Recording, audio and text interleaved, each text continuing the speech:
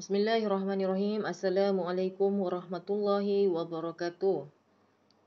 Hari ini kita sambung pelajaran 2, pelajaran sirah tentang 2.3 peristiwa perletakan Hajarul Aswad.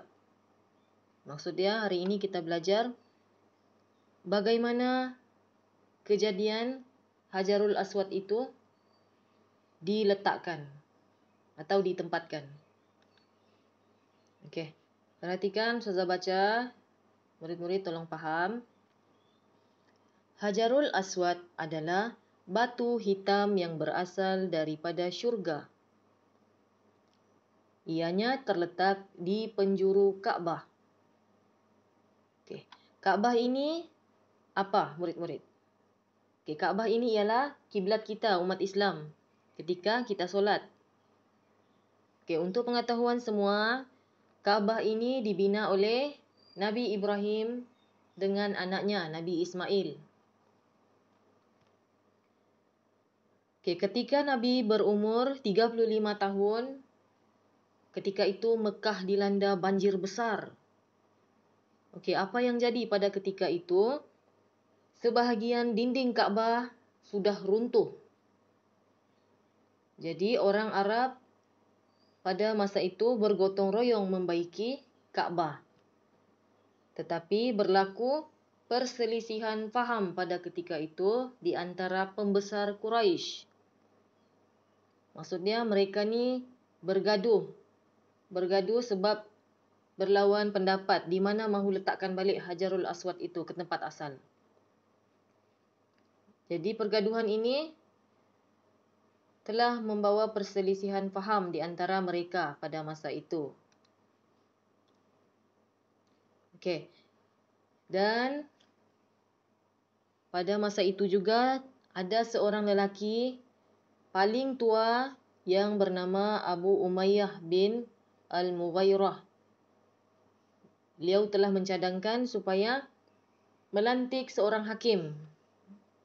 Hakim ni untuk apa?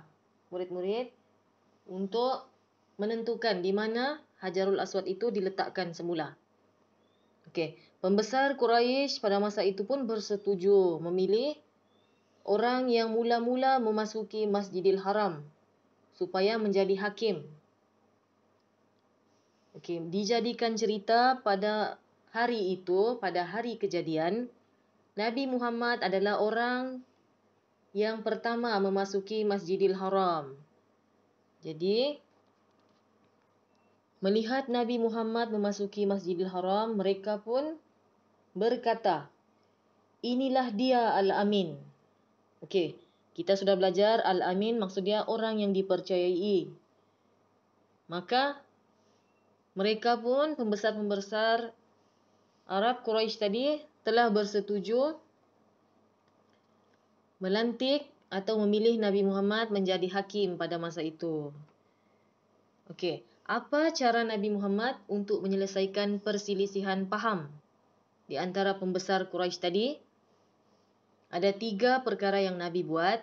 Pertama, Nabi membentangkan serbannya dan meletakkan Hajarul Aswad di tengah-tengahnya. Okey, perkara kedua yang Nabi buat, Nabi meminta semua ketua kabilah ni puak. Dia minta semua ketua kabilah memegang bahagian tepi kain serban dan mengangkatnya bersama-sama ke tempat yang disediakan di Kaabah.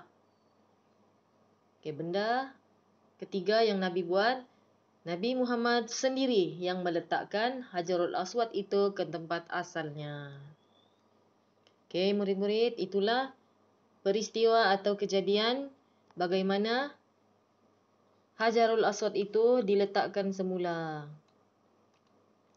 Okey, sekian dulu pembelajaran kita pada hari ini tentang peristiwa perletakan Hajarul Aswad. Boleh ulang kembali video ini, dengar dan cuba fahamkan peristiwa yang Ustazah sudah ceritakan sebentar tadi. Okey, sekian dulu dari Ustazah. Assalamualaikum warahmatullahi wabarakatuh.